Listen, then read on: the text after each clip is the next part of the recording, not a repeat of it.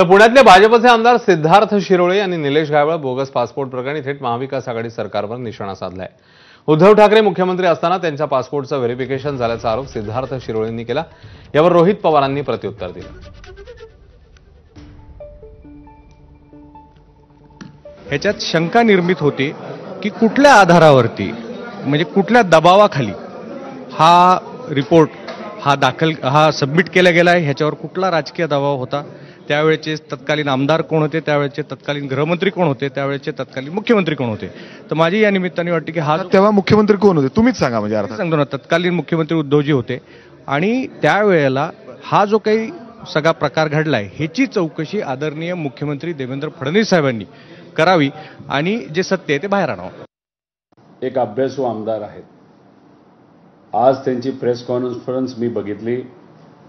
कुठेतरी असं जाणवलं की त्यांच्या नेत्यांनी त्यांना एक कागद पाठवला, कागद वाचण्यासाठी सांगितला आणि त्या माध्यमातून फक्त न अभ्यास करता त्यांनी प्रेस कॉन्फरन्स घेतली।